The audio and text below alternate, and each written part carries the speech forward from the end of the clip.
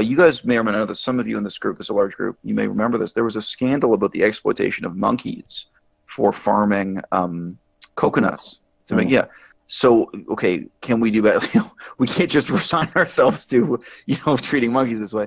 But on the other hand, I mean, again, basically all forms of fruit farming, all forms of grain farming, they still involve. So, I mean, you then have a question, well, do we have some obligation? Should we set aside some research and development money to find out, is there a better way to farm wheat that's going to reduce some of these impacts and so on? I just say, I think it does open the door to a discourse I don't think anyone on earth is having right now. To my knowledge, and I've always found that very strange. Discord is having it. Oh, okay, great. I think there is actually a way. We're going to solve the world's problem. Oh God. I think there is actually a way that we could stop like death by crop. I mean, we could greenhouse all of our crops so that there is no pests coming in. Yeah, I think that moving in that kind of direction is totally a good thing to do. We do want to put money into that stuff for sure, and we want to look at which uses of money are going to have the best, reduction of harm, and we should put money into those things. But yeah, the kind of core thing I was getting at there is just, and I don't think Eisel and I are disagreeing here, but there's a way that you could look at a position like mine and look at a deontological position like Francione's and superficially think that there's a similarity there, and there is a similarity, but they're not actually the same thing. There's a difference between me and somebody who's going to say, okay, well, no matter how much we crank up the suffering, there is nothing that could possibly justify harming an animal for a given purpose. Like that is, for example, Francione would oppose animal testing no matter what the situation is. Now, I oppose the vast majority. I've opposed pretty much everything I've ever heard of us doing because it's fucked and we have really bad, out-of-date ethical standards. But there are hypothetical situations where I would say, the negative that comes from this is so sufficient that human testing is justified. So, of course, there's situations where I'd bite the bullet on the animal.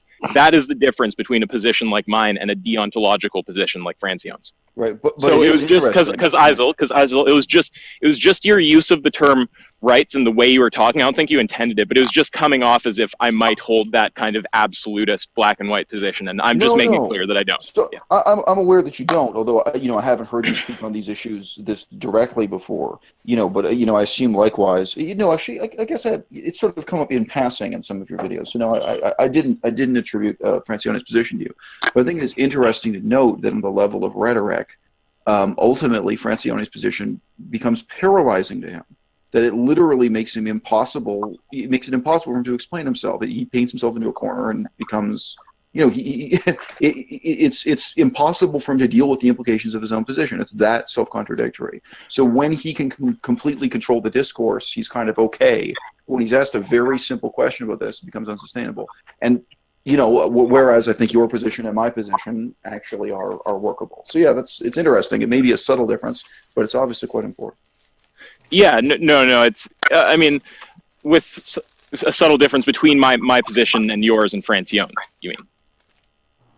Sure, but yours and mine are fundamentally the same in that. In a lot of ways. Well, right, but I mean, the specific examples used were grain farming and and even vivisection.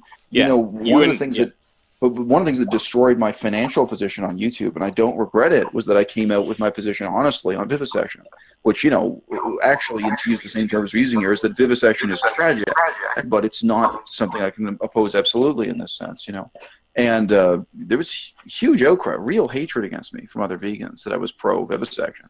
Now you can watch my videos and see exactly what I said. I think it's ridiculous to say I'm pro-vivisection, but I'm willing to recognize, the nature of the problem here is not the same as the problem with, for example, leather shoes that I would contrast it to. I'd say, well, look, you vegans, the vegans criticizing me, are saying I should have zero tolerance for scientific research. But you don't even have zero tolerance towards people wearing leather shoes. Leather shoes have no such justification. So there's an interesting kind of discourse that spun out of it. But I was really intensely hated for maybe like 6 months there. Well, I would say this. I don't know a lot about the practical reality of vivisection and why we're doing it. It sounds like something that would be extraordinarily hard to justify. And if sometime you and I can get into vivisection, but the kind of point that I would make, it sort of echoes your point. I agree that when you take a deontological stance, for anyone who doesn't know what that word means, deontology is when you're holding to a position, a principle, a rule in all situations, and no matter how much you change the outcomes of that situation, you'll hold to the rule. It's like saying, okay, my rule is punching is wrong. I hold that deontologically. Even if my not punching someone will cause a Holocaust, well, it's wrong to punch someone. So there's real problems with deontology. So just to echo what a-bas-le said, I do think that for Francione, there are problem areas that result from his deontological position. And in terms of persuading people, he basically just has to hope the conversation doesn't really go there. For someone like me, the worst thing that you can possibly have is a problem area for me. I could literally define a problem area as an area where I also feel gray about the human ethics and I can't name the trait. So the worst case is you push me to something where I say, well, you know, I'm genuinely not sure if that's justified for animals. I can't name the trait either, so I'm genuinely not sure how I feel about doing that to certain humans. So that's a far less like crazy sounding place to get pushed to than this full commitment to never harming no matter what the situation is. Well, I think so. Just to be really clear, to sum up, I think there are ethical gray areas. That would be crazy to say that ethics has solved all of the problems and it's a completed science. It's not.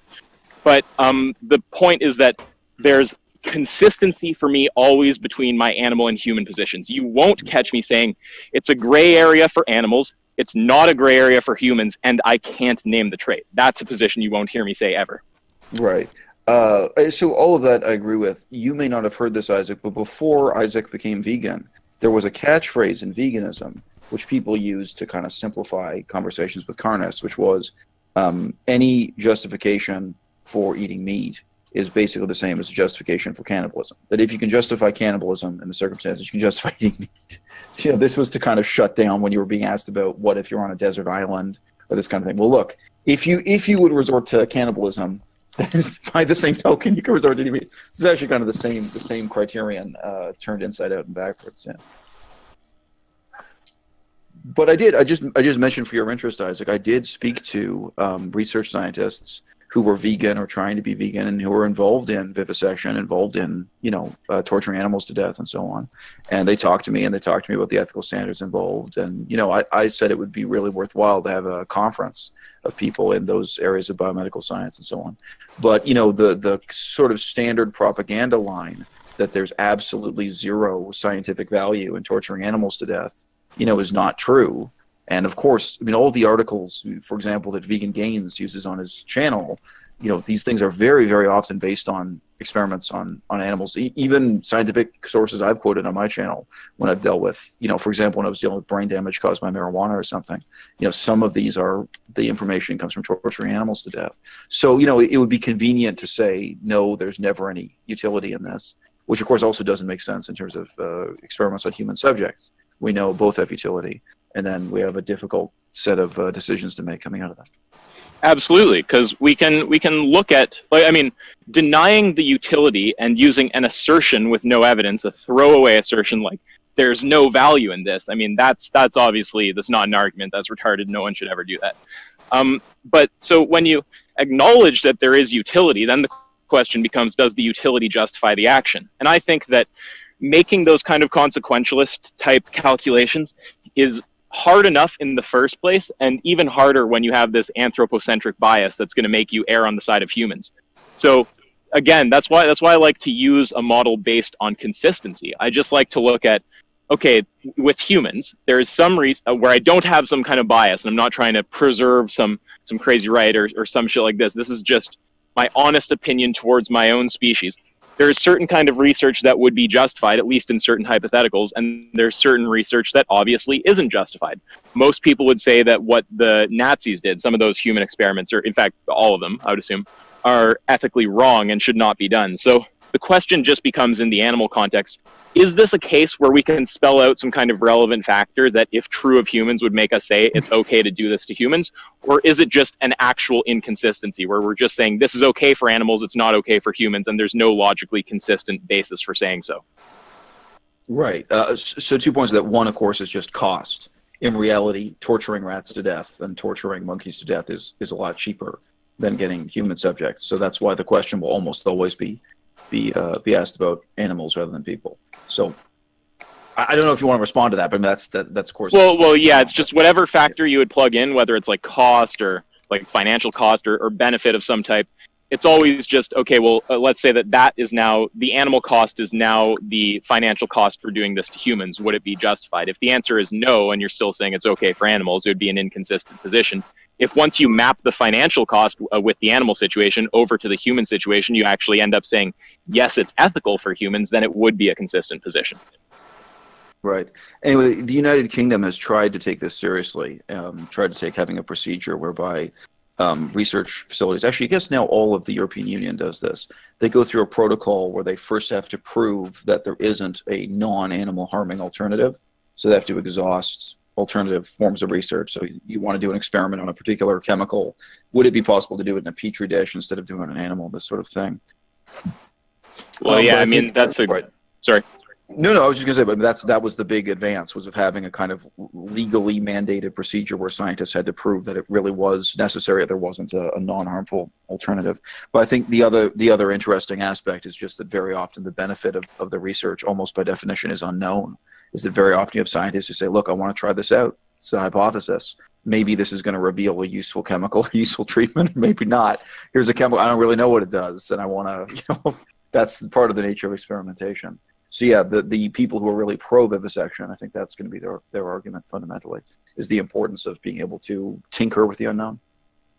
Yeah, I mean, I think that if tinkering with the unknown, though, is the justification, well, I mean, you could tinker with humans and you might be able to tinker with the unknown. So, would that just blanket justify anything? Most people would probably say no. So it just throws you back into the trait trap. But when you talk about the big advance, it's a kind of depressing fact that is the big advance, but it is definitely an advancement to have to at least prove there's not a viable alternative to the testing where you don't have to fuck with a sentient being. The floor is open. Okay, well, unless someone else wants to say something, there's actually some different shit I was going to ask Geisel about. But yeah, do you guys have any things you want to say or talk about? I'd say one thing, probably won't last very long, but I think a lot of vegans, maybe me included, unless I've got the wrong thing, would actually probably bite the bullet on this desert island thing. I'm not sure what I wouldn't do to survive in a genuine survival situation on a desert island. I'm not sure if there's a being, like, if there was some being that visited Earth that was stuck with me on the desert island, encompassed enough well-being of an entire, like, galaxy worth of something. Okay, I probably would die in favor of so that thing could live. Okay, but I don't think there's much on Earth that I would die for. Yeah. Would you kill me? I wouldn't kill you personally. I'm not going to kill you to live. Gee whiz.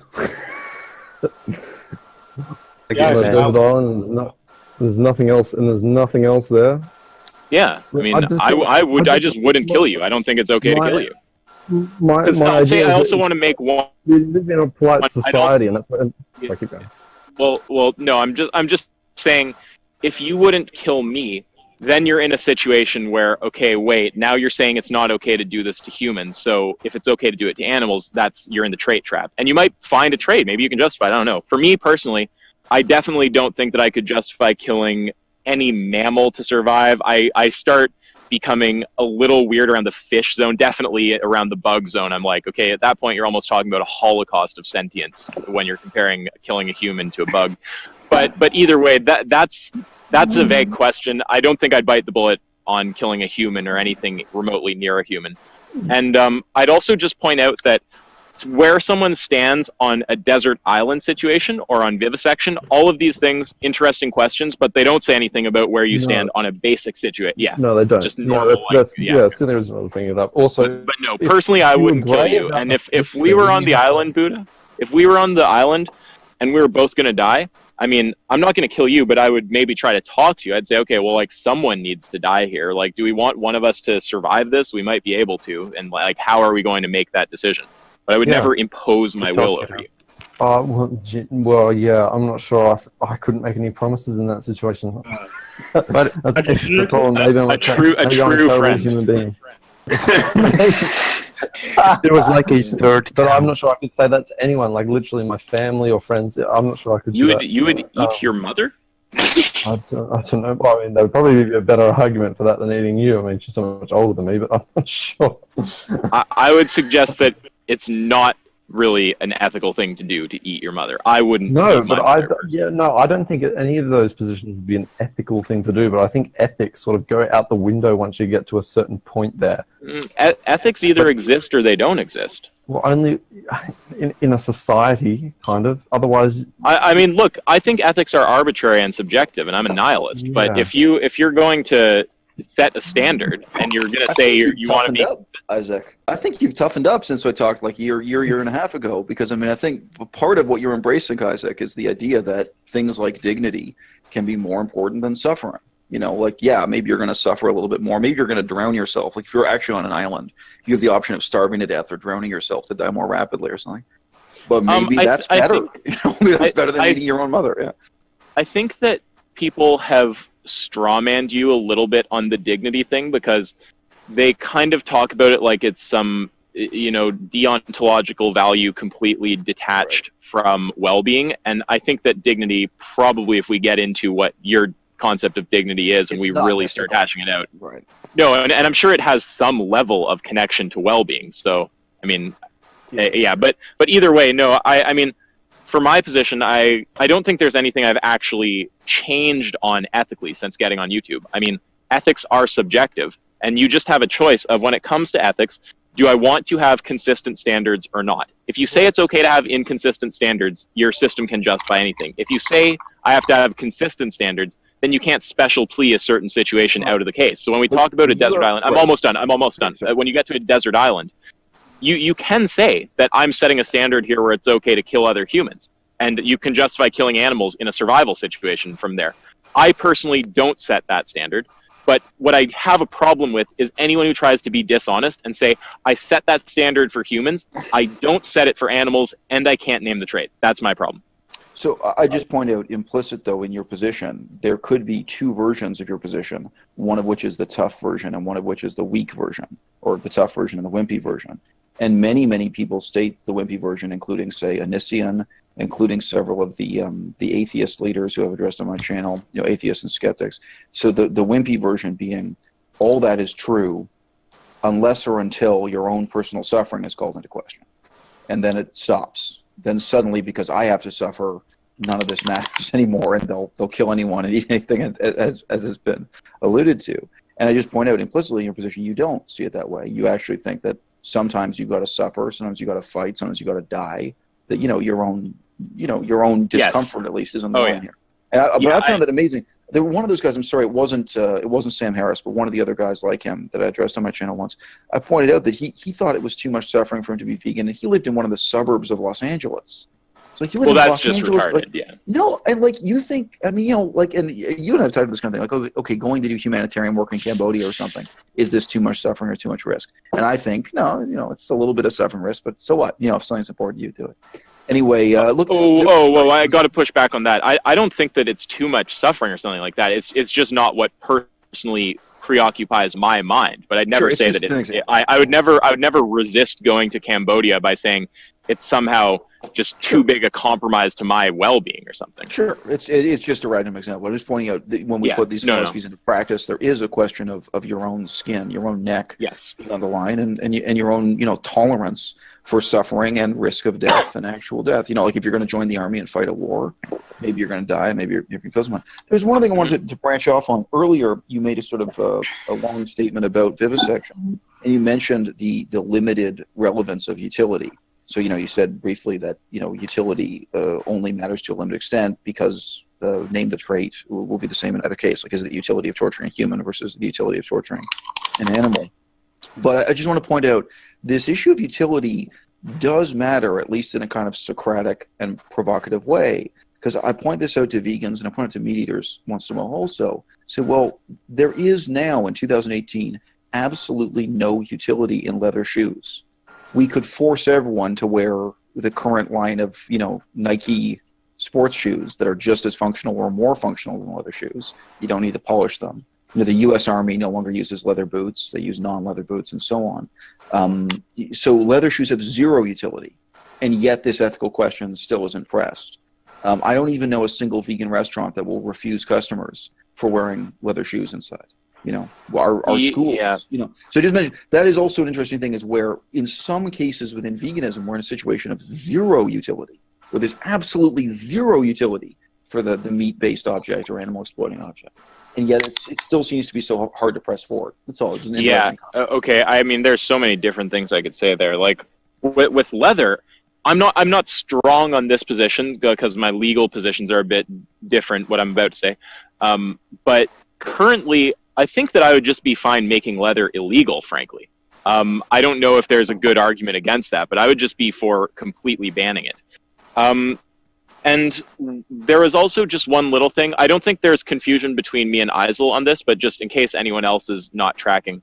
When he's talking about a strong and weak version of my position, the weak version, you know, where you're fine with this murder just so you can survive, and the strong version where you're more stoic and you say, no, it's not ethical to kill my mother or to just kill my friends if I want to live. I think that's wrong. I would just point out that NameTheTrait, the NameTheTrait is a consistency test. It is not necessarily my position. It's something you apply to a position, and either of those positions could pass the NameTheTrait test. And yeah, then when you talk to... That's why I said there are two versions of the position. They both comprise the same. Yeah, like it might be partially my fault for how I've framed it, because people think NameTheTrait is an argument for veganism, and it's not per se. Like Hannibal Lecter's position passes NameTheTrait, and people have a hard time wrapping their head around it. NameTheTrait is an argument for veganism if you already have certain beliefs in place, like you believe in consistency, you believe in basic human rights in most situations. And then what was the last thing you said there? You're talking about the value of utility, basically, and you're just saying even when utility goes to zero. Right, yeah. And the core point is that when it goes to zero, we should ban it, or that it's just psychologically hard for people to give it up even when it hits zero, or what's the core thing there? Well, I guess I'm just pointing to the absurdity of it. Of course, it's much more difficult to deal with something like, you know, finding a cure for cancer by torturing animals, because there is utility. But that at the opposite extreme, we actually do have cases we deal with every day, like leather shoes, where there is now zero utility. And yet it seems we can't make progress on that. I mean, it can be asked the question: do people think it's a civil right to buy and wear leather shoes? I mean, what is the basis for wearing leather shoes? You know, knowing what we know scientifically, ethically, ecologically, and otherwise. But you know, I just say it's interesting that the problems for the vegan argument are the same, even when there's zero utility. So okay, wait, that last little bit I didn't catch. But yeah, sorry, go ahead. You're talking about leather and utility and just hashing that out. No, I mean, it just is. I mean, it is more like a thought experiment, but it's something I discuss with vegans, and it's something I discuss with meat eaters also. There's no doubt that 500 years ago, leather was a crucially necessary part of human civilization, it's sad, it's tragic, etc. I'm not celebrating that fact, but we really had no substitute for it. But today, the substitutes are superior to leather and has absolutely zero utility, and yet we don't seem to have. I mean, you know, we don't have any progress or any possibility of progress. Leather is instead celebrated as a luxury, and so on and so forth. Anyway, it's interesting. I mean, your response to this is that you would even support leather being made illegal. But, you know, certainly in terms of a baby step or cultural step, what have you, you know, there is pressure to have no smoking areas, even where it's basically irrational. It's part of a culture of trying to get rid of smoking. You know, i.e. in areas where it would be perfectly safe, it wouldn't be a harm to other people to allow smokers to smoke cigarettes, but still we're wanting to push for society to make a gradual transition to having less and less smoking and ideally zero. But there is no similar pressure to have, you know, fewer and fewer leather shoes. You know, there's nothing like this, not even within Buddhism. And again, I was thinking about that earlier because you made an allusion to how these questions are asked when people agree with certain fundamental moral tenets. Well, everyone who subscribes to the Buddhist religion, it's absurd, but you'd think there'd be a uniform or vast majority opposition to leather shoes, and nothing like the kind exists, even in that kind of context. Zero utility plus ethical unanimity, and still there's no pressure for change. So yeah, I mean, personally, this is somewhere where generally I would align with like the consequentialists on this kind of stuff. I think that if you can't argue that there is any utility at all to something, and you can't point to any utility, and it just causes needless harm. I mean, especially needless harm as great as skinning a being alive. I mean, that's just in the crazy zone of I don't know how anyone could ever think to justify that. And then what was the later? Oh yeah, and then with Buddhists, I was just going to say, short version. I'm perpetually amazed by how hypocritical the spiritual community is on veganism. It's crazy. Well, agreed and agreed. But I think the only counter argument I've heard lately that would apply to leather, etc., is Matt Dillahunty's position, which is he phrases as libertarian that the maximum liberty pertains to a thing, blah, blah, blah, so that somehow it's a civil right or a human right that you can buy and own leather. That seems to be the counter, that liberty ought to encompass all such things, that you're depriving people of their liberty to own a chopped up animal reformed into the shape of a Nike shoe. Yeah. Now, I understand that, and I understand what you're saying, but I think that there is a way to get underneath that, because obviously, to me or you or a vegan, the problem with what he's saying there is that he's not considering the liberty of the animals. He's only considering the liberty of the humans. And once you weigh the liberty of the animals into the picture, well, now suddenly it doesn't seem like you should have the liberty to wear the leather. Just like with humans, you can't say it's my liberty to kill you. It's like, no, well, there's also the liberty of other humans. Even libertarians, it's you have as much liberty as you want without harming someone else. You can swing your fists as much as you want until you hit someone in the face. Yeah. So to get underneath that, you have to look at what is the philosophical basis for bootstrapping liberty as a value for humans, and can you find that basis without applying it also to animals? Right. So that would be how I would try to get under that. So I actually, rhetorically, I wouldn't do it that way, because I don't want to build an argument on the concept of the liberty of cows or cow rights. I would approach it entirely in terms of human responsibility, human ecology, human ethics. That would just be my approach. But we do actually agree completely on this is just a question of rhetoric. But anyway, so there was some other topic you wanted to ask me about. I don't remember. I think. Oh yes, I do remember. Oh yeah, and just you and I are going to have to bat our frameworks off each other at some point. I don't know if I'm feeling that today. I don't know if you are either. But because the areas where Eisel and I are going to have a problem is when we start talking about something, because our systems will point to the same answers in, I bet, like 90-something% of cases, I would assume. But there's situations where you've got something that's within the wildlife line that Eisel draws, and you're still saying that you're saying it wouldn't have any degree of rights. Like if some animal wanders in, you can just like kind of do whatever to it. I mean, that would be where I would start saying, well, no. I mean, I think we should remove it, but I don't think that it just loses all its moral value or something like that. I don't know if that's a straw man, so we can get into that in depth. But the other thing I was going to talk about was the DXE stuff, actually. So unless you have something else to say about what I just said, I can go to that. Cool. So I think a very brief response to that, we can move on to DXE. So, I have many, many videos on this, and there's a whole playlist on what I call the wildlife management approach. So if you guys go to my channel and click on playlists, you'll see there's a lot of stuff organized. I have over 900 videos on YouTube. So most of my positions on most things in veganism are set down in video form. But, my approach to ethics is based on the concept of doing the best you can. So in terms of this question, what happens with animals that come into the city? My position is contrasted to, for example, Will Kimlicka. So Will Kimlicka is a proponent of a rights-based approach that actually animals living in the city, including rats and snakes, have animal rights and have the rights of citizens. And he has written long books and academic articles describing this. So to me, that's genuinely laughable, and I think we have to acknowledge that meat eaters kind of laugh at that for a reason. The idea that rats have the right to live in your house just as much as you do. And it's apart from the fact that it's not practicable, I also think just purely theoretically. Now, on the other hand, my position doesn't entail, I think it really, there is an obligation on us to do the best we can. Is it possible to trap the rats alive and get rid of them without killing them? Sometimes. Sometimes it's possible. You know what I mean? That's the honest answer. Okay, well, in that case, I don't know. It seems like we're just getting hung up on the word rights then, because for me, I use the word rights really just because it's a shorthand to make people think about that thing they have in their head, that idea that in most situations, generally speaking, it's wrong to stab a human. But I'm not like wedded to the concept of rights really. It's more just about the treatment and the consistency between the treatment in whatever situation it might be. So yeah, I mean when you say oh no, I'm sure his view is crazy. He's an intersectionalist. Yeah. But when you talk about like a squirrel wandering into the wildlife line, you don't actually hold the position that Well, I mean, I don't like the word right, but you don't hold the position that it loses all of its value, or I'm going to say it's right to being treated as best as we can treat it while still getting it the fuck out of wherever we need to get it out of. Well, I think from a legal perspective, yes. I mean, that is what it boils down to. But I think we should still do our best.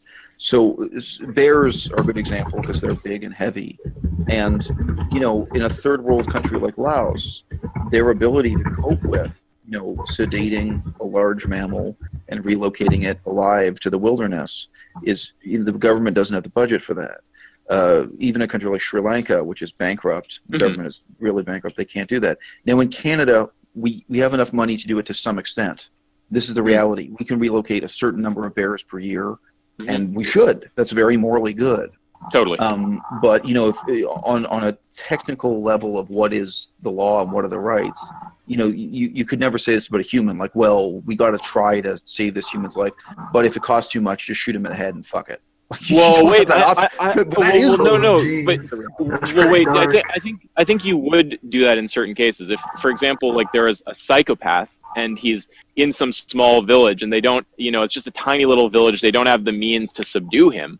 In fact, it doesn't even have to be a little village. We'll shoot someone if they're on a rampage. Yeah, exactly. So I'm actually not sure if we're going to find areas where we reach different answers here. We maybe will, but I guess the confusion for me is when you talk about rights, the way that I was receiving it, which is now seeming wrong to me, is that you actually mean once the animal crosses the wildlife line into human space, you can just do whatever to it, and that would seem like wacky land to me. If you're actually going to say that no matter where the animal is, it's always entitled to us treating it reasonably, then that's actually going to line up very, very closely with my position.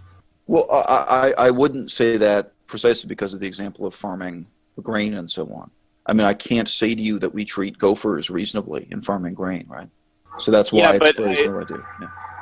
I would argue that there's not actually an inconsistency in that situation. I think that if we had a choice, I mean, we've got humans who, for example, let's say they were reduced in size, burrow underground, can't comprehend language or morale. Well, no, I'm just being honest, though. Once you actually map all those traits, I'm going to be like, well, fuck it. I mean, there's nothing we can do. If we want to produce food, we're going to have to kill those people. And if I live in a world where I might catch a virus that turns me into one of these little gopher monster things, I would still support living in that world, as absurd and hypothetical as you get there. I would still support living in that world and saying it's okay for us to be doing farming.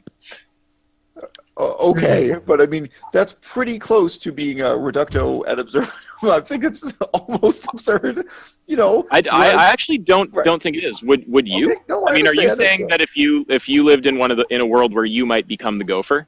If we it's really just the veil of ignorance, right? It's like if you knew you might become the gopher, would you still say that we shouldn't do agriculture?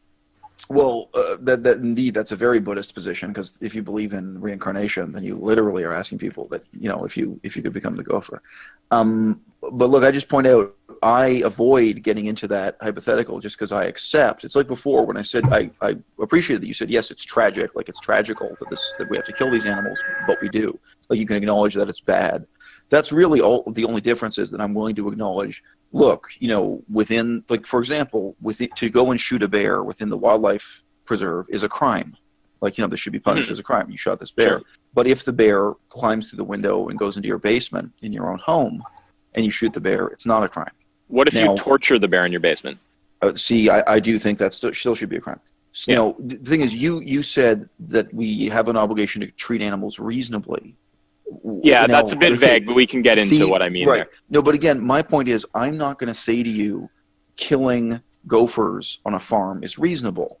Oh, I would. So I'd push back. Well, you see, it's a different thing where I'm saying, look, I'm acknowledging this is sad or tragic or bad. Same. Yeah, right. But I'm framing it in this different way and saying, well, there's a special place for gophers, which is the natural wildlife habitat conservation area, and then there's this farm, and we draw a line on the map. And it's arbitrary, but on one side of the line, we kill the gophers because we want to eat wheat, and on the other side, we don't. So yeah, that's my approach. Yeah, I'm doesn't get into those hypotheticals. Yeah, I mean, my core point would just be looking at whether it's consistent, right? And I think that what people do is they picture, would you kill a human in a gopher field or in a field if they walked in? It's like, no. Well, wait. Why wouldn't you kill a human? Well, I mean, there's some pretty obvious reasons. You can communicate with the human and ask them to move. They're not burrowing or some shit. You can just push them out of the way. They're large and visible. They're not popping up into your combine harvester or whatever. So there's a ton of these characteristics that make it really unreasonable to do this to a human. But I think if you're honest with yourself and you go, okay, well, if we map those characteristics over to an animal, are we suddenly going to say this is so unreasonable? Personally, I would not. I don't think so. Yeah, well, I don't like to construct arguments in terms of necessity because I don't think the necessity is real. You know, I wasn't doing that. I was talking more about consistency. Oh, all right, but I mean, I think my argument also it's both embracing that these things are not necessary, i.e., like hypothetical, we could all eat rice and nobody could eat wheat, but it's also embracing that the line on the map is an inconsistency, that the fact that the bear has different rights inside the conservation area and outside it, I'm saying that is an inconsistency. It's arbitrary and it's okay. So that's, you know, it's recognizing that as an inconsistency. I'm not really seeing the inconsistency. I think that it's reasonable for us to say that we don't want a bear in our town. And I think if you look at a human and you go, okay, there's a psychopath wandering around in here. Okay, well, so I'll give you that's actually very close to the hypothetical I was going to. And to add a tiny little dimension, also, if the psychopath breaks into your house, sure, kill him, but no, torturing him would also be a problem. So with all of these, I'm always looking at, is it consistent? Okay, well, I think this is the real comparison to humans. Let's say you have quite a large special home for the insane, which has a garden they can walk around in. So it is a little bit more like a nature conservation area. And inside this, inside this special area, they can't hurt other people or can't interrupt their daily business or what have you. There are some safeguards. But if they wander outside of it, they'll be captured and drugged and put back inside it. Sure. I know this is not that wildly hypothetical, as you can imagine. This is not that. So if they're inside the asylum, they have certain kinds of liberties and rights and what have you. And if they're outside, they'll in effect be hunted. That's kind of what we're saying about laws. But again, I agree with that. Yeah. Sure. It's a pretty good analogy. I think the point is, you can, from your position, approach my position. I don't think they're so. Well, yeah, and the whole thing is, unless you're actually going to find some area where I apply a consistency test to your position and it's not consistent, then I don't know that your position is out of line with my position. Yeah, this is shocking to you. No, it's not shocking to me. It's just you seem to be talking as if there's something fundamentally inconsistent about what we're doing to the gopher. I might be misinterpreting you there, but I actually don't. Okay. All right. So, that's an interesting way to put it. I guess, my point is, we ought not to kill the gopher. I mean, I'm just acknowledging that in terms of what's morally right. We ought to value the gopher's life more than a handful of grain. But we don't, and I'm willing to recognize that as tragic. It's just kind of a moral and aesthetic evaluation of it. Sure. I don't like the reduction to a handful of grain or a soy latte or whatever it is that someone wants to say, right? Because the thing is, you have to look at the standard you're setting. Once you're saying it's okay to kill animals in non-essential situations, which you have to say to get civilization off the ground. If we're saying essential situations only, we're going back to an agrarian society where we're regressing to the Dark Ages or something. So most people would say the trade-off there for well-being is just you're going so far downhill that we can't set a necessity-only standard. So, but the thing is, once you're going to say, okay, well, I'm going to set some standard other than necessity, then you have a very hard time arguing against something like the grain farming. And again, for me, the core point is just, would I accept this being done to myself if I were put in that situation? And to me, if I look at something like being stabbed to death completely needlessly to be made into a hamburger, no, that's fucking ridiculous. But if you're talking about the farming that's for our civilization, if you're talking about industrial activity, and you're talking about they can't avoid getting in the way, and there's not really another way to deal with them, definitely not all of them. Well, at that point, I'm just going to say yes. Right. I sympathize with your position. But do you disagree? Is my question.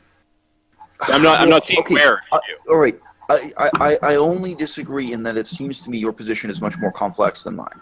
You know, you brought in a lot of complicating factors, and someone could I don't. challenge. I could sum it up to a few sentences. Right. Yeah. So let me do devil's advocate for a second here, because this isn't how I feel about it, but something a meat eater might say to you. A meat eater might say to you, well, you're using the same justification so you can eat bread that a meat eater uses so he can eat bacon. The meat eater really feels that it's justified, that it's reasonable to kill this pig so he can enjoy eating a certain number of pounds of meat, and you think it's okay to kill so many thousand gophers to produce so many kilograms of wheat. You know, like this is the reality. Ultimately, there's a mathematical formula here for the number of large, you know, animals with brain. They have a brain and 2 eyes and 2 hands and 2 feet. I mean, the gophers really are, you know, they're highly intelligent, you know, mammals and so on. It's not as exotic as a microscopic insect or something. So, you know, I think your position, because of its complexity, opens itself to that line of questioning, and you can answer it, and that's fine. But I think mine is simpler. So Occam's razor, I think I have a little bit of an advantage there. I don't really know about that, because the thing is, I could understand how someone could misinterpret it and ask questions like that. But for me, I mean, first of all, I'm talking about consistency. So consistency, I would apply that to your position, my position, whatever, and we'd still ask the same kind of questions to see if your position is consistent. If you were one of these beings, who, if you ran a risk with a, like, Rawlsian veil of ignorance of becoming one of the beings outside of the line, would you still draw the line? That's effectively asking the same thing. And then with, one sec, just let me come back. And then the thing is, when you're saying, oh, if you bite the bullet on one, you have to bite the bullet on the other, that's like the thing a carnist might put to you. I would point out, well, no, there's a real categorical difference there in terms of why the killing is happening. I would bite the bullet on one and not the other, and I think you would too. Are you going to say you'd bite the bullet on being killed for the hamburger? I sure don't think so. But you are of intention, because you're saying of why one is done. I think intention matters, sure. But so, just the point being that they're not equivalent. You can't say you accept it for this context, therefore you have to accept it for this context. So I do think my position is a bit stronger than yours. They're very similar, but I do think my mode of argumentation for it is stronger than yours, because it avoids these things. What is my position if I am the gopher? I think I have a right to stand up as the gopher and say, this is an injustice. Why am I being punished, persecuted, hunted, and killed for having crossed a line I didn't know was there, that I didn't understand? I'm living by the laws of my own tribe, so to speak. And here you are punishing me for breaking a human law, a human concept that nobody explained to me. There was no sign or fence that I could understand or perceive, you know, and so I left the conservation area, and maybe there is no conservation area even, but whatever. There is no adjacent conservation area. I'm trying to survive in this field, and I'm being, you know, persecuted and murdered in these horrible ways.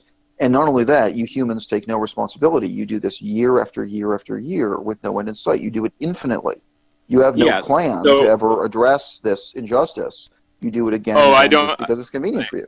Yeah. I think we should find a plan and minimize deaths from all of our industrial activity. But yeah, so that would actually be the point where I would say your position is not consistent and mine is, and that means even if mine takes a minute longer to explain, which doesn't have to, but that it would actually be a superior position because it comports with logic. All right, so if you're saying that you would not bite the bullet on becoming the gopher in the on the other side of the line with a Rawlsian veil of ignorance, your position actually contains an inconsistency. Mine doesn't. Okay, so I think not, because my position is that it's tragic whether I'm on the human side or the gopher side. So the wait, Aizal, the question. Okay, then let me put it to you precisely. You don't know if you'll become a human or a gopher. Would you draw the line?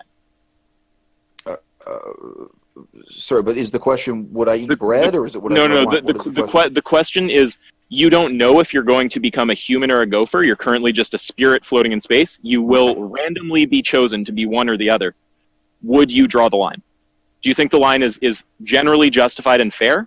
That's what this is getting at. So would you draw the line if you don't know if you're going to be a human or a gopher? No, I think from the gopher's perspective, it's terrible and unfair and tragic. Yeah. Sure. Well, wait, but you're going just to the gopher's perspective. So I'm asking from a universal kind of perspective. So I agree. Yeah. I think it's bad both from the human perspective and from the gopher's perspective. Yes, right.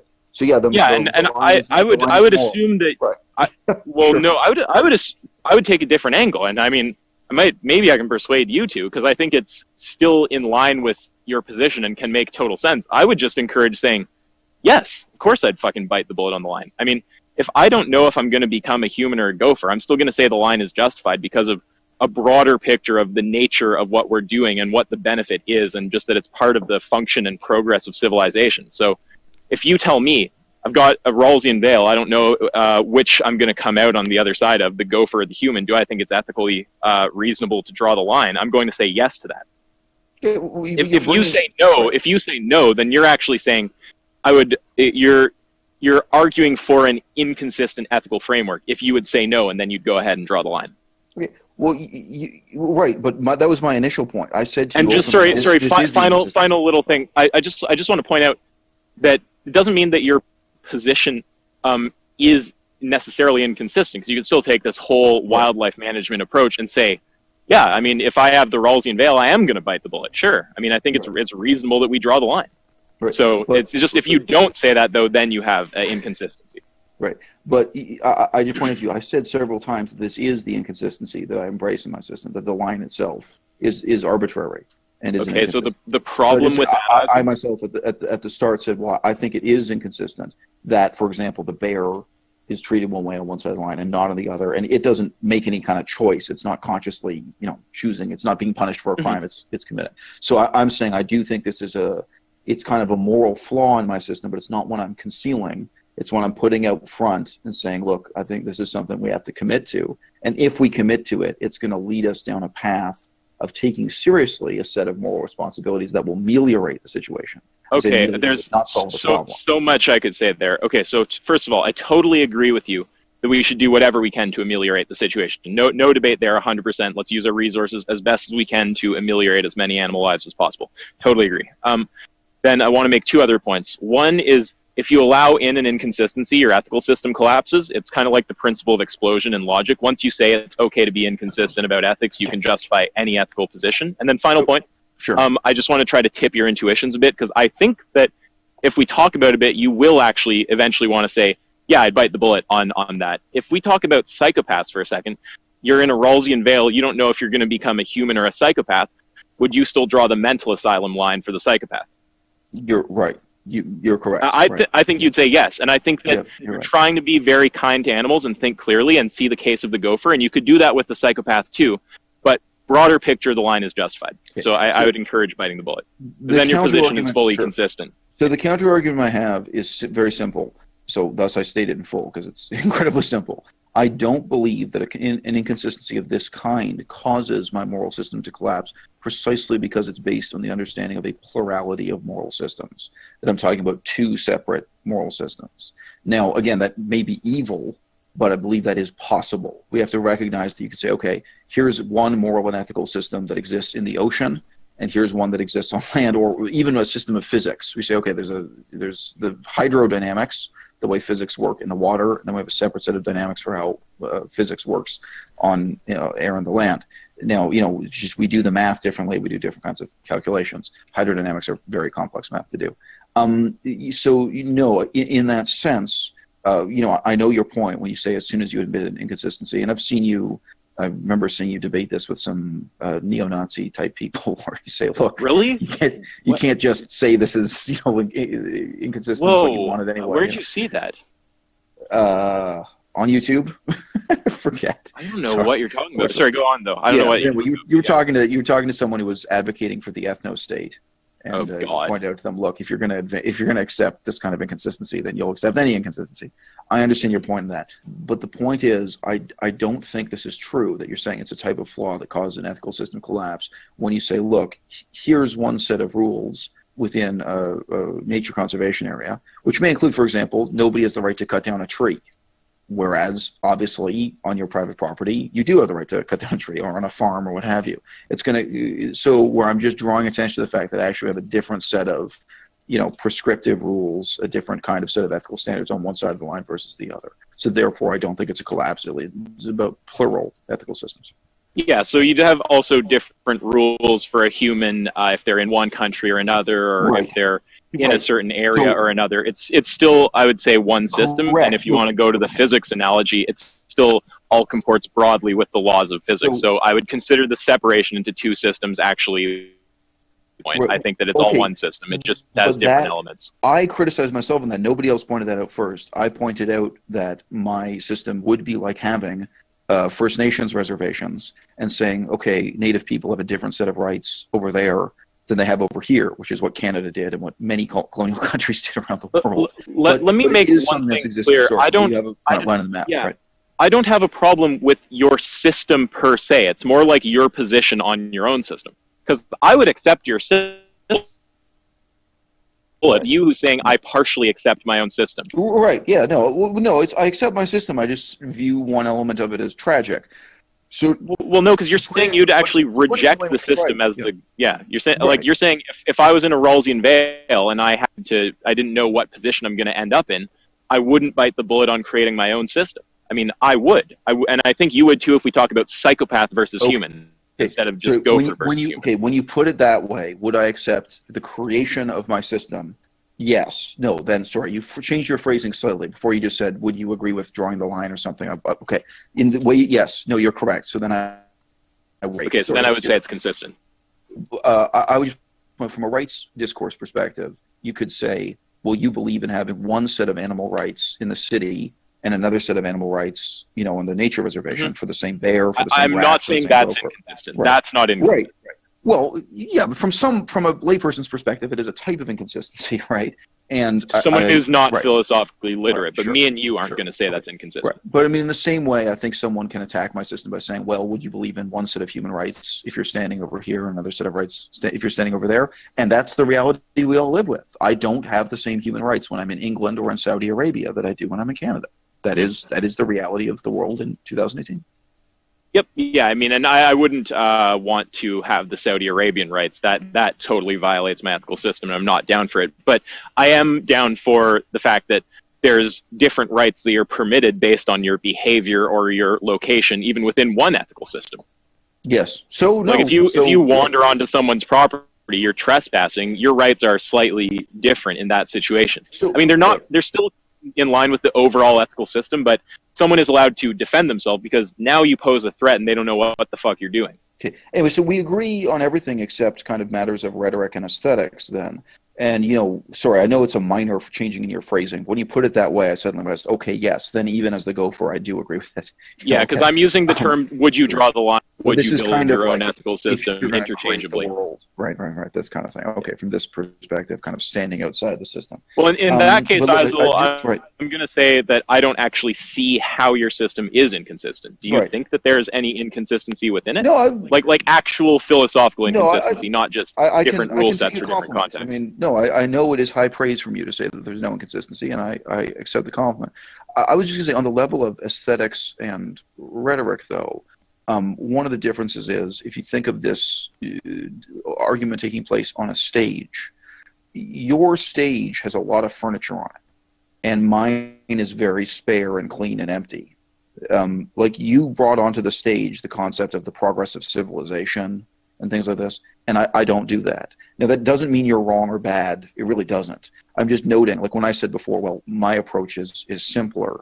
That is kind of what I mean. That you quite readily bring in these complicating factors, which I don't. I really try to keep it very, very simple in terms of how much furniture is on stage. Well, that's just because I was laying it out in detail for you. But if you just ask me quickly, I mean, if you say, what was the example we use?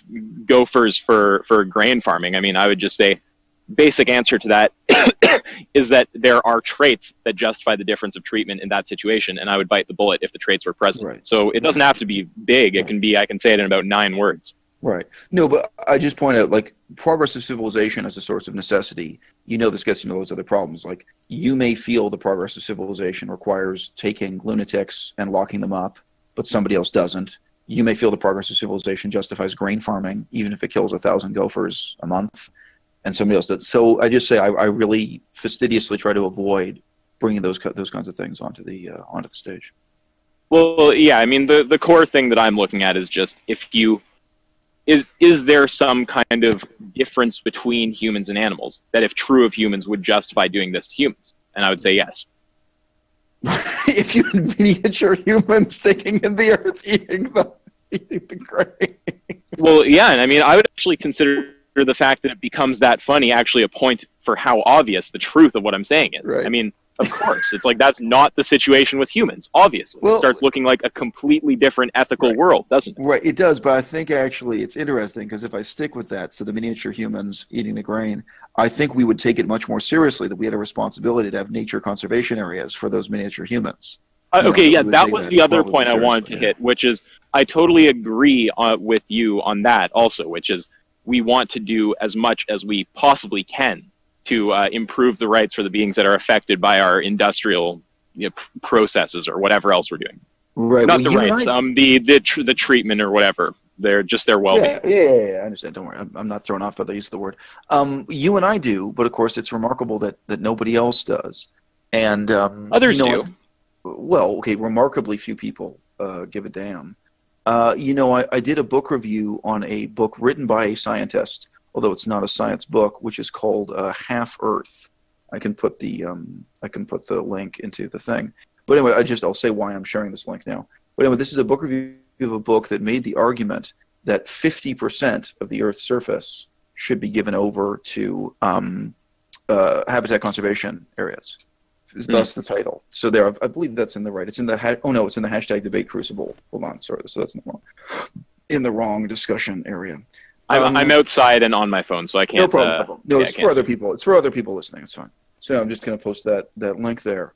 But to me, that was a really interesting, question to be asked. I mean, I think the book sucks. It's a very negative book review. But when you say, well, we have a responsibility to do this, almost nobody is interested in asking that question. I mean, now obviously, I don't think it can possibly be 50% of Canada's landmass that's reserved for wild animals. But what's it going to be? 5%, 15%, 25%? Like what is it going to be? I think those are really interesting questions. Ethically, pragmatically, and otherwise. Yep, and here's another thing.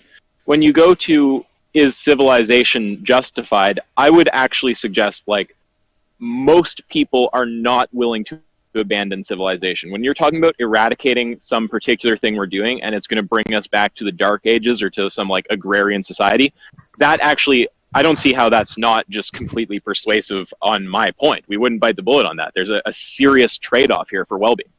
Right. If we set a standard, that would make grain farming illegal, I mean, what would happen to the world? It'd be crazy land.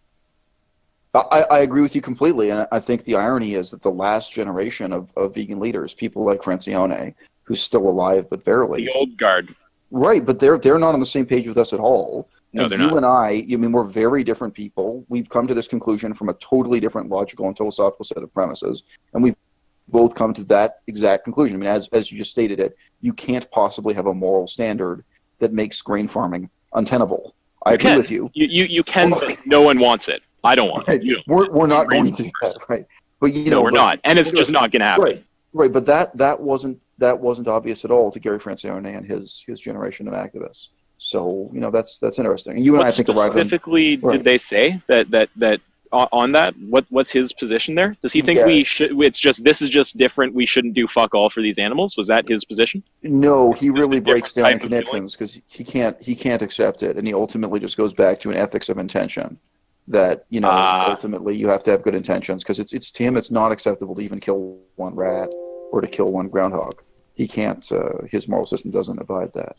So yeah, and I sympathize, but it's insane. His position is ultimately driving him crazy and drives others crazy. Well, yeah, and the ethics of intention thing, I think we'll align here. Actually, I think intention is ethically relevant, but not the only thing that matters. Because if you just go to intention, well, now it's what? Anything's justified just because of your intention? Yeah. Look, I mean, I don't know. My honest opinion is that the ethics of intention arguments are always kind of pathetic. I mean, well, you got drunk, but you say you didn't intend to get drunk. That may be meaningful. I mean, let me give you a really black and white one. You and I are in the kitchen. Scenario 1, I stab you to death. Right. Scenario 2, I turn around with a knife and poke you by accident and you die. I mean, huge difference, and the difference is just intention, right? You're right. Yeah. But again, I can point to other situations where you know, the intention is constant, but some other thing creates a problem. So you can tell intention also is not the only thing that matters. But in this case, sir, I mean, you're right in talking about intention globally. It includes consensual sex and rape, the different distance. Of course. The difference between murder and manslaughter, etc. But in the specific locus for this discussion was the idea that killing animals is okay because you didn't mean to kill them. You just meant to farm grain, even though you know that farming grain absolutely requires you to kill them. For this discussion, it's like, well, if you want to talk about intention in this kind of context, it seems to me kind of pathetic. So yeah, that's my basic feeling. Okay. Did you want to ask something about DXE? Yeah, I could keep talking about this. Yeah, other shit. I would just say summing up on that I'm not actually seeing areas where we diverge. Because if you ask me technically, like, I am also pose a line around civilization and saying we're going to treat animals differently when they wander into here. And I'm still in all situations saying we should do the best we can for them. And we don't seem to actually diverge on treatment anywhere so far. So, well, I think the fact that we should improve the field animal lives. So I'm not seeing any actual ethical difference in our position there. Well, maybe a subtle difference is just the question of how you root the meaning. Sorry, pardon me. How you root animal rights or whatever substitute you're using for. What is the homeostatic norm? How is it that you think animals ought to be treated? My answer all comes from the wildlife. They'll just say it's based on their situation in a wildlife reserve. So I'm saying that's the norm I want to turn to, and the other things are derivative of that. So there's a different, maybe a difference in terms of priority or how you perceive. Well, yeah. I mean, I would just say that gets to meta ethics and the underlying give animals the rights we give them. And you might find this kind of weird, but I just avoid that. I literally don't go into that because people have already bootstrapped certain rights for humans. I mean, I don't avoid it. I've talked meta ethics for hours and hours in here with plenty of usually vegans, not carnists. But the point that I go to is I just look at our human rights model and I look for consistency. And you can argue to veganism right there, and then you're just reduced to arguing about fucking weird gray cases. Okay, so I don't even need to deal with why we're bootstrapping it. Well, yeah, let's go to DXE unless you want a final word on that. Well, no, I think though that is an interesting sort of difference because then you're basically saying you argue through a parallelism with human rights.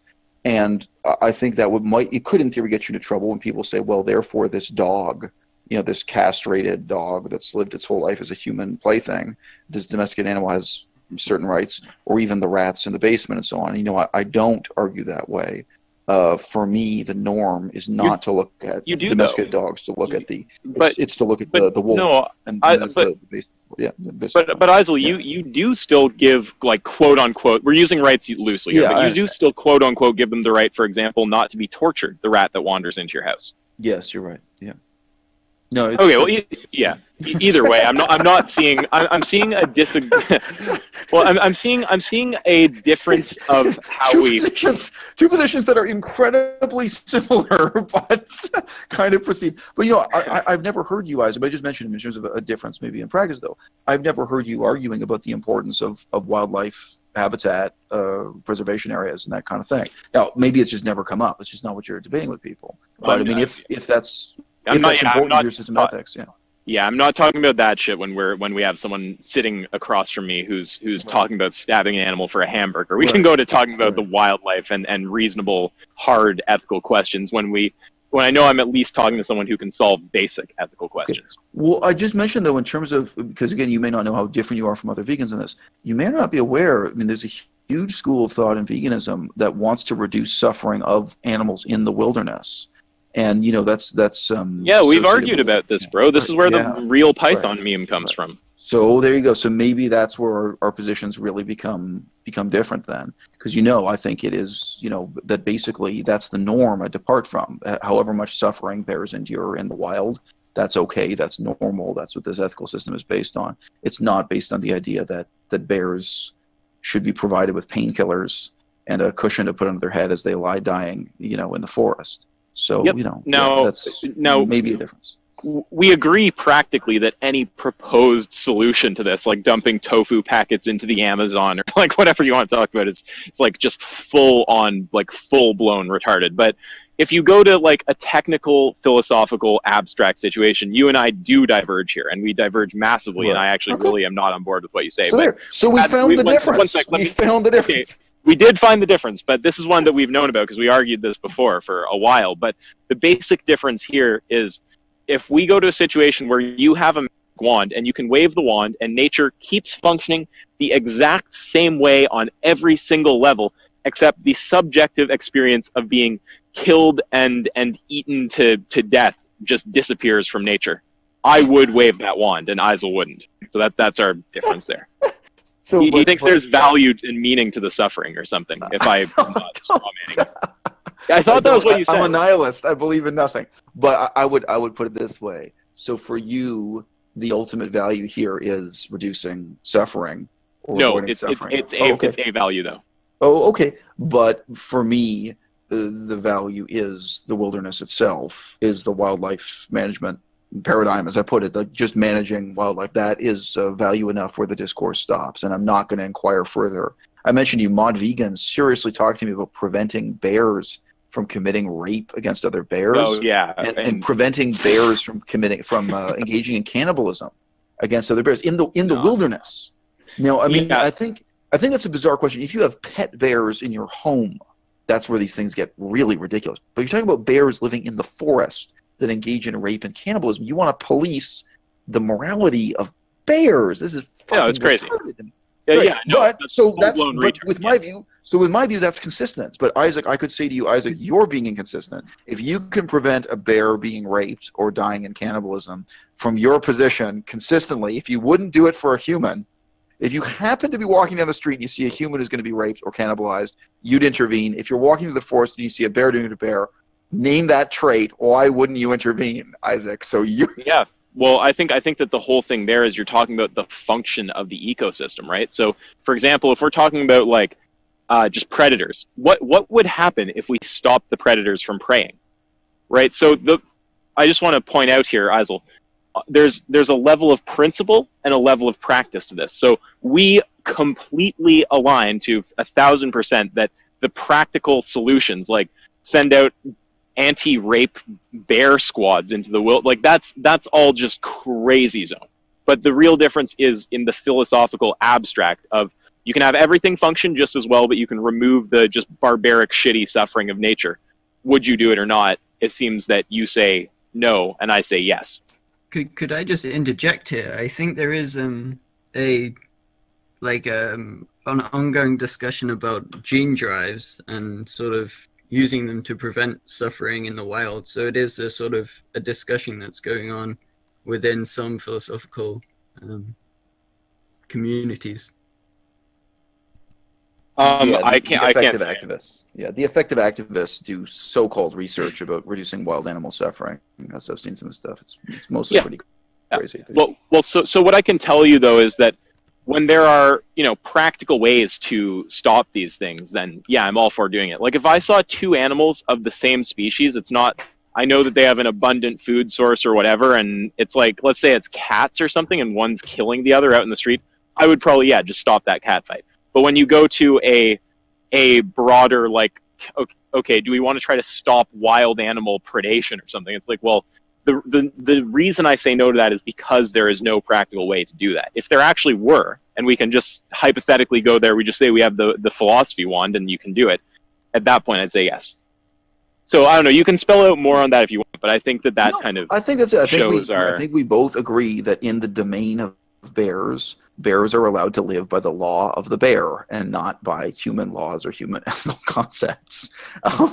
You've created a very abstract situation in which you could modify the wilderness itself. But I think both you and I agree in the real world there is no way to modify the wilderness, not in the sense we're talking about here. We can't modify the nature of nature, nor do we really want to.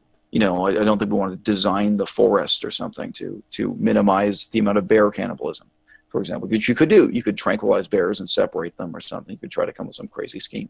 We're not interested in that. Well, yeah, my problem with that more stems from things like, is that the best use of resources? Is that actually practically going to function, or is it just some retarded human idea that's going to have some horrible ecological consequence we aren't seeing? But if there's real world practical solutions that are actually attainable and don't cost some massive amount of money or have some huge problem with them, then I do say yes to those. Okay, even though it's in the wilderness. Even though it's in the wilderness. But Okay, again, I don't want me to No. some weird shit like the anti-rape bear squads. We're talking. I think you've clarified the difference between us, though, because I think this is the difference is that I don't want to apply human values to the wilderness. I just don't want you're willing to, which is okay. Yeah, I just don't want to see a a-bas-le video come up where anything is being talked about along the lines of crazy wildlife management strategies, and I'm being said to agree with them. Can we get the definition of wilderness? Well, I think we're actually getting ready to move off of this and talk about DXE. I mean, he's just talking like outside. But I am talking about real life wilderness, so it's wilderness as it actually exists in Yosemite National Park, in a national park in the real world today. It's not anything exotic. Yeah. Okay, so does anyone have any idle questions there, or do we want to move along for either of us? I was gonna ask, like, wouldn't you say maybe it would be something like 1,000, 2,000, 3,000 years off? Wouldn't you want to maybe consider something like actually trying to go in that direction of reducing? Who's that directed to? Potentially. Who's that directed to? I guess both of you guys. I'm curious. I mean, I guess ISO wouldn't do it at all.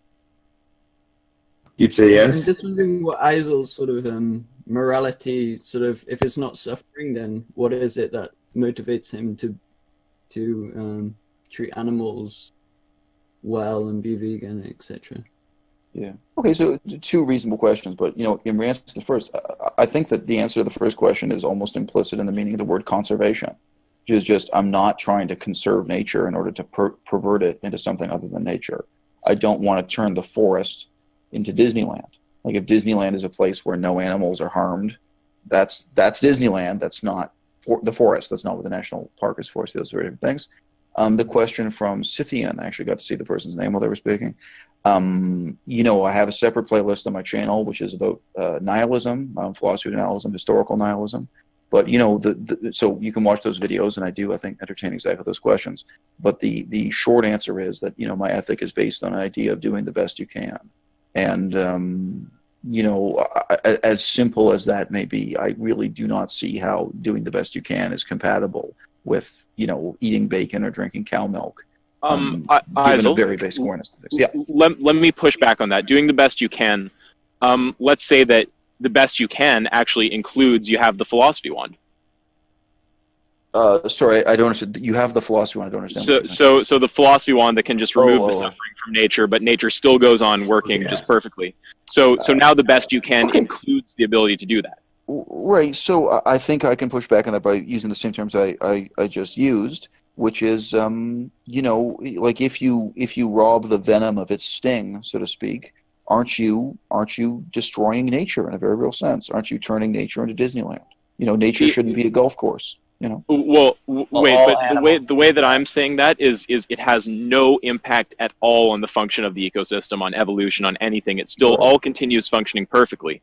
Just maybe there's even certain types of suffering that we say we leave for some reason because they're valuable, in the same sense that the suffering of working out is valuable or something. But we're talking about just the feeling of to go, like we've ended up here before, because I think this is a problem with, personally I think it's a problem with your position, although I like your position overall.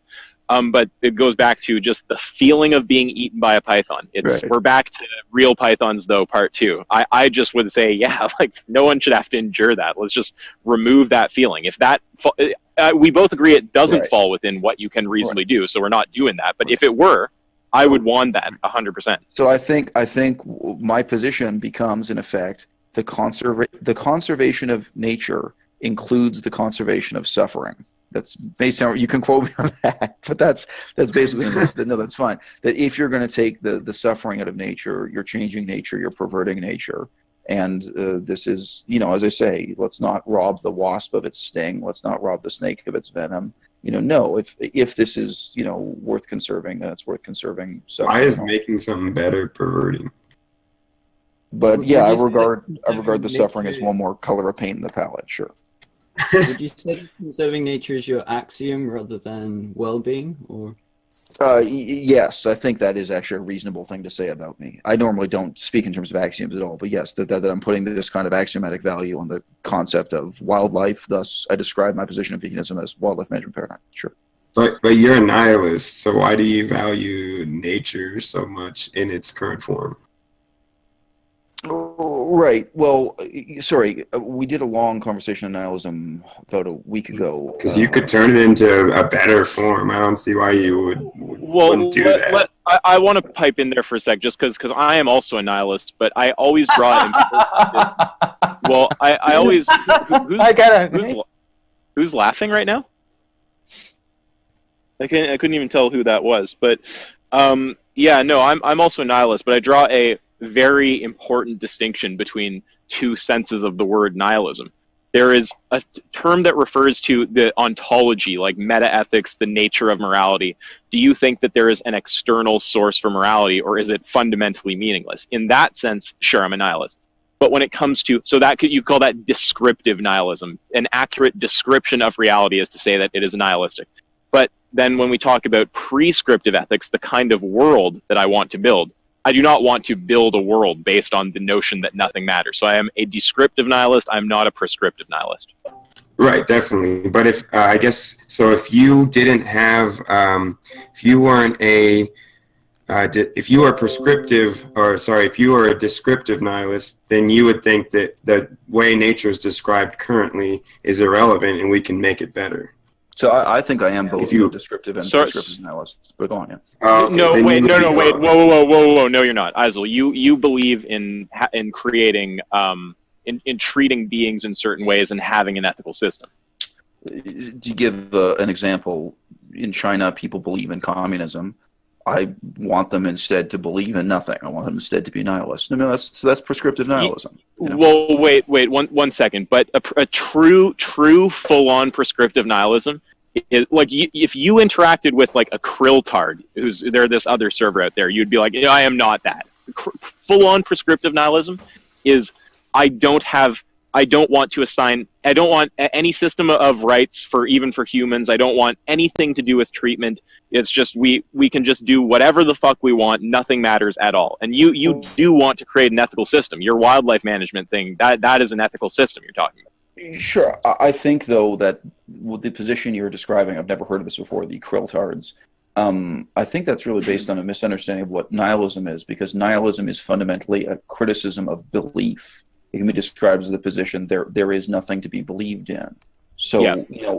Atheism is merely not believing in a god, but nihilism also includes not believing in communism, or even not believing in Freudianism. There are people for whom Sigmund Freud's theories became virtually a religion.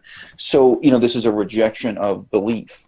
But prescriptively, do I think others, or in theory, everyone, should likewise reject belief?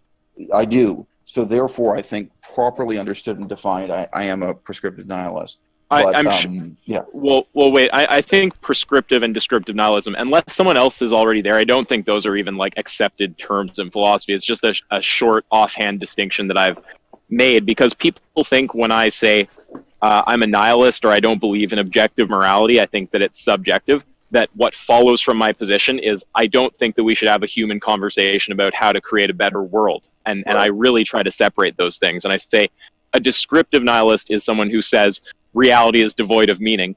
A prescriptive nihilist is someone who goes on to say, and therefore we shouldn't create an ethical system. Okay, I totally understand why you're using that shorthand. I'm just responding to it. So not by. I understand you're probably referring to a formal, some kind of definition that's generally accepted in philosophy, like totally. But the way I'm putting it right there, you wouldn't align with prescriptive nihilism. I would just point out. Sorry, I mean you've done us the favor of pointing out that this is a philosophical distinction of your own creation. I think most of the philosophical distinctions I talk about with nihilism are of my own creation, because there are a few, published nihilists like Max Turner and so on. But no, the stuff I'm just explaining, I don't think is well documented or well understood in English or any other language. So yeah, no, I mean, what I've just said to you, even about clarifying that nihilism is really about belief. Sadly, I don't think that is widely understood at all. Although I notice when I talk to other people who identify as nihilists, they right away get quite excited to hear it, and they say, wow, you're stating something more clearly that I haven't heard stated that way before. That, you know, in terms of contrasting nihilism to atheism. But no, but that stuff is my own material. Well, I mean, the whole reason I went there is just because someone was trying to get you on the "you're a nihilist, why do you believe in building a better world?" And I was like, just kind of coming in with well, people, when they say they're a nihilist, they don't necessarily mean that they don't want to create an ethical system. They just no, that's not what I was saying. I was saying because he is a descriptive nihilist, why does he have value on the original state of nature instead of trying to prescribe his own value eventually if he could magic wand it? Right, so I don't understand that. So I can answer that question quite briefly and easily. So nihilism means I don't believe in things. I don't believe in philosophies or religions or what have you. But it doesn't mean that I can't acknowledge the difference between a rock crystal and a pebble. Now, I don't believe the rock crystal has magical value or, in a sense, any cultural value. But, you know, there's a difference here. It's not about denying reality. Now, a rock crystal is different from a pebble. A jungle is different from a desert. So it's completely absurd. It's equally absurd to say to a nihilist, well, you're a nihilist, therefore you can smash up all these diamonds and crystals because you see them as having no value.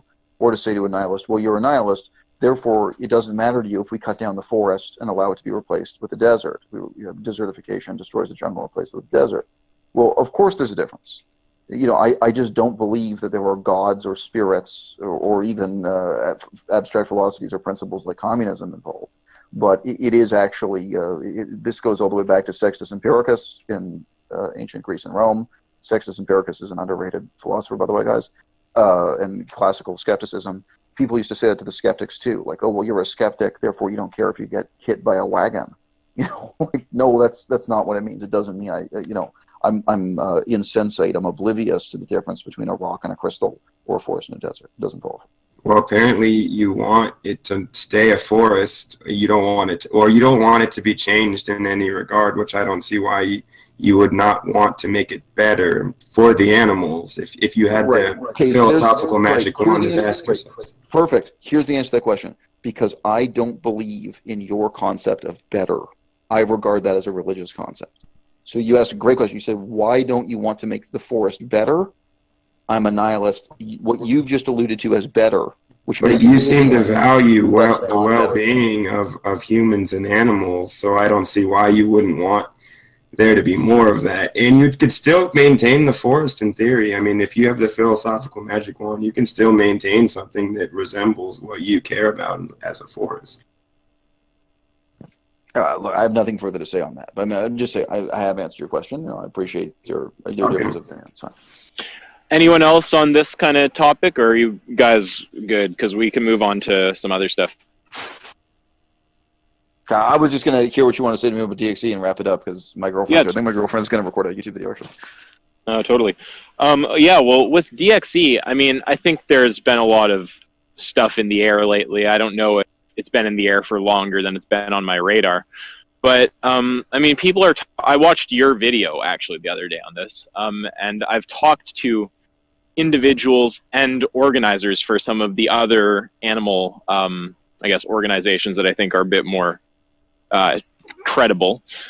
And there seems to be some general complaints about a lack of transparency with respect to fundraising. I've also heard complaints about basically cult-like behavior. So I don't know how true all of this is, but apparently having people separate from their families if they continue eating meat, creating this compound housing where everyone is living. And then there's some other things like how effective their activism is. I mean, I personally, with activism, my whole thing is I understand there's huge character variation. I'm often on the shit end of the stick of, oh, this guy's such an asshole, like he's so bad for veganism, despite the fact that I've turned hundreds and hundreds of people vegan. But so I try to be pretty who's going off right now? Who's got all that noise? Can you mute whoever that is? Yeah, so I've got a lot of acceptance for different activism styles, but I also recognize that there is such a thing as ineffective activism. I mean, I'm sure that exists, and I personally, at this point, am persuaded that DXE doing like the cry about a sheep and scream their story at a restaurant full of people who hate you is in that category. So yeah, just any of that shit if you want to comment on it. And oh, one final thing is, I'm going to host a debate once I can find someone who will take the pro-DXE side, which you're right. I have had a lot of trouble finding someone who will do that. I want to maybe put out a call and see if I can get an organizer for DXE or someone to actually come and defend the organization live, and then I can get a critic like you or someone else to come do the other side, and I'll mod it. So yeah, just any of that if you have anything to say. Yeah, you know, my father did not say many wise things to me, perhaps none at all, but I remember he once said to me, we were in an art museum, and he said, you know, sort of the common run of people, they always ask the wrong question or make the wrong statement when they say that's not art, like that's not a, you know, that's not a painting. They dislike something, they say that's not art. So, you know, the question is whether or not it's good art, whether or not it's great art. You know, the fact that it's hanging in a gallery, you know, means that it's art. You know what I mean? Like, this is just ridiculous. And, you know, I mean, likewise, a large part of what we're talking about as activism, this is an art form. You know, it's not a science. You know, of course, I've been involved in political science, quote unquote, political science. But, you know, exactly the kind of examples you're talking about, running on a baseball field, trying to interrupt a baseball game, interrupting a lecture from Bernie Sanders, screaming in a Chipotle, you know, the various kinds of antics they engage in. And indeed, you can even question this about, you know, the types of videos they make about rescuing animals, the cute animals on the farm. You know, clearly, I mean, we can talk about this as art. You know, sorry, I don't actually mean we would use the term art. But my point is, you know, yes, you can talk about it being effective or ineffective. But, I mean, ultimately, there are questions like, is this in good taste or is this in bad taste? Is this, is this good or bad activism? I think is in large part a kind of aesthetic question, you know, more than it is one that we can quantify and come to those kinds of conclusions about. Sorry if that's a depressing answer. No, it's a fine answer. I think it's bad in that sense, you know. Okay, sorry, I was just I'm just walking outside. Yeah, and so do you think they are a cult? Two things. One, no. And two, you know, it kind of is a very easy way to criticize something, to reduce it to being a cult. I was tempted to make a video recently about a group called Landmark, who are often referred to as a cult, and I decided not to. But, you know, it really lets you dismiss something very rapidly to say it's a cult, you know, doesn't it? Mm. Whereas it's much more difficult to get into why is this bad or just why is this stupid, you know? I think the discourse would be a lot easier if we could just say, yeah, it's a cult. You know, and okay, you know, I agree that I would never accept it as a throwaway statement. I was assuming if you took the yes position on that, you'd make a case for it, but you don't take the yes position.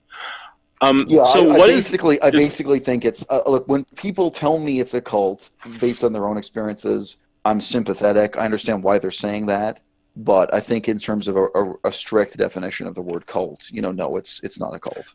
You know.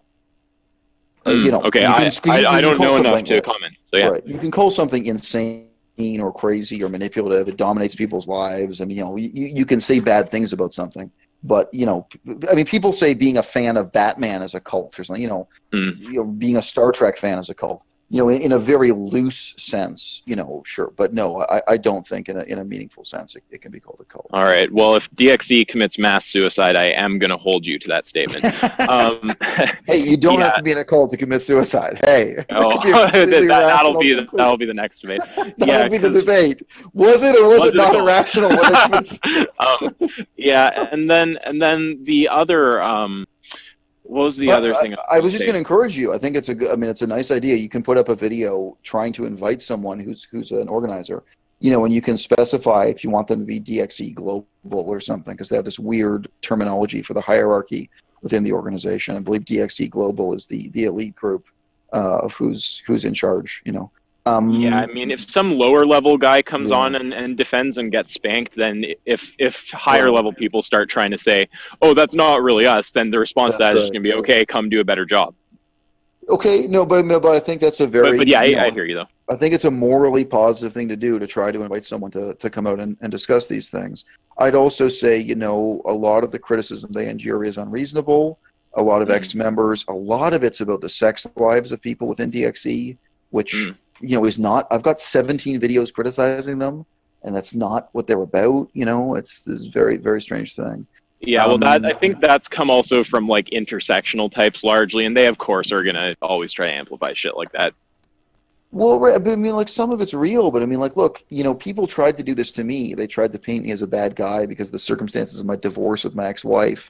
And it's like, you know, of course, also what they said about this were lies. It was one of the situations like, look, even if what you're saying is true, who cares? Like, if I had a terrible divorce with my ex-wife, how does that impact my position on dog castration or how to organize a protest movement or the future of veganism?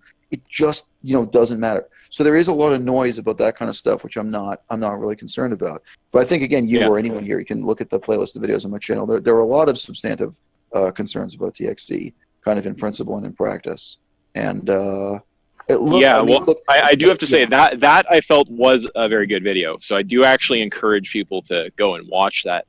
And I would just say, like, look, I try to be very upfront about any areas of knowledge where I don't know shit, and I don't really know shit about a lot of areas of veganism. So one of those is the kind of structure and function of our organizations. I don't really know much about it, but with DXE in particular, it's hit a point where I've heard so much complaining from so many different people, some of whom I consider pretty credible, and not all of whom I would even put a name on, that I personally am wondering if they are actually just a bad thing for veganism, and I kind of want to see someone defend the other side, because I've gotten a bit pushed onto that side at this point. So it's not something I know a whole lot about. That's why I'd like to just have a debate and let it be clear for everyone. So I share on the playlist, the early videos are the ones that, like, I think the top 2 videos, they really show the footage of them doing their thing, of them actually getting arrested and dragged off by cops. I mean, it's interesting because I agree with you. You stated as a kind of opening caveat, you're really leery about dismissing people as bad for veganism. You're aware people have said that about you. Very. If you're bad for veganism, you know, and you should be. Yeah, so I'm really on the same page with that. I think it's a very lazy, ultimately self-righteous thing to just say, okay, this is bad for veganism. It should stop. Lazy Swayze. Right. Well, it's like her throwaway statement, just saying. That's but right. Yeah. All the time, Unnatural Vegan relies on that. Right. If it doesn't agree with her sentiments, it's bad for veganism. But sorry, go on. And she also concluded my channel was bad for veganism. So we'll see, Swayze. Yeah. We'll see 10 years from now who's accomplished what in this movement. You know, that's really all I have to say. But no, and likewise, I agree with you. You have to have a kind of broad, heuristic approach to seeing what works and what doesn't in terms of activism and public outreach and education. I think those are questions we have to ask. And sorry to butt in one other thing. You have to have some level of patience for troubleshooting. People, we don't have it all worked out. People will do stupid shit. You have to look at what are their intentions, because intentions are all that matter, ever, in any situation. I'm kidding.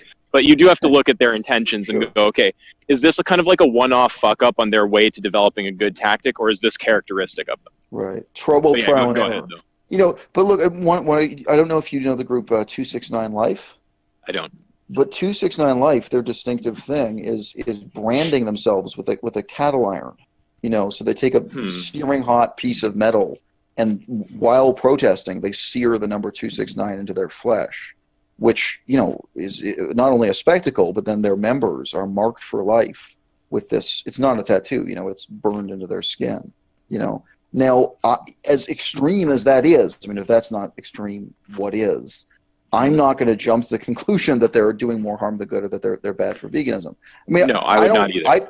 But I don't want to do it, and I don't want my daughter to do it. If my daughter's only 5 years old. If my daughter grows up and she says, hey, I'm going to join 269 and get this branded into my skin, you know, I'm against it. So just say my tolerance is pretty wide.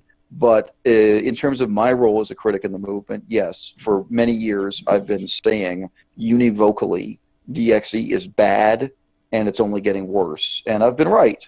So, yeah, the other question you say about troubleshooting or trial and error. Which I throw in with troubleshooting. You cannot chalk this up to troubleshooting anymore with DXE. That's right. That's characteristic of them. But it's also true. So I got to go. It's been great talking to you guys, but I'm going to go after this. But, you know, it's also really sad that they used to be committed to this ethic of transparency and receiving all criticism. They said they were founded on social science principles. Again, I've talked about this in videos, and that like the social sciences, they were going to take on criticism and adapt and all this stuff. And today, none of that is true. I mean, it's true. By contrast, they really have more cult-like behavior. Anything that's wrong gets covered up and denied, and you're denounced as an enemy of the movement if you dare to mention something wrong, and so on. You know, so I just say their original founding principles were supposed to embrace this kind of self-criticism and adaptation. It was supposedly socials. Their USP, their unique selling point, was that they were going to take social science principles and apply them to vegan activism as never before. And thus, by their own criteria, by their own standards, they have failed. They've moved the goalposts. But I think that's really worth noticing. And the other goalpost they set up themselves was to be a fully horizontal, fully transparent, leaderless movement. And of course, you know, it's the opposite extreme. They are instead, again, I see why people call it a cult. They're this special hierarchical community in, you know, this one town in California, in Berkeley, and it has all these hero worshipping, leader worshipping features and so on. You know, blah blah blah blah blah. So yeah, I mean, it's whether or not they were bad in principle when they started, kind of on day one, they're a really instructive example we can all learn about how things go horribly wrong. Soon after that. Yeah. Yeah. It's so funny to just talk about someone just full confidence, like they're just an example in failure. I mean, this is one of the things that I find funny about us. Like, they'll just tell you deadpan. I believe that unnatural vegan is literally mentally retarded, or just. I have to say that was one of the hardest I've laughed in a long time. I laughed really hard at that. But I think it was hard to make you laugh, Isaac. You're always laughing when I'm around, but maybe when I'm not around, you don't laugh so much. No, I do laugh quite a lot, but some things make me laugh particularly hard, and just genuine deadpan belief delivering that was pretty funny. Anyway, man, if you got to go, then go. Great. But it sounds like with the DXE stuff, it seems like you know a lot about the history of the movement and the structure of the organization and some of the people in it. So, I mean, you'd be the right kind of person to take the con side. So if I do find someone, I mean, you don't have to commit because you don't know who it will be, but I'll show you who that person is, and possibly you would debate. No, sure. I'm willing to commit in broad brush strokes. It's just the usual caveats. Well, unless I'm busy or, you know, physically can't. No, sure. I mean, you know, unless there's some reason why I can't at the particular time. Sure, I'd be happy to contribute. Yeah. Cool. Okay. That's good. I got someone for the con side. Well, nice talking to you. Alrighty. Keep well.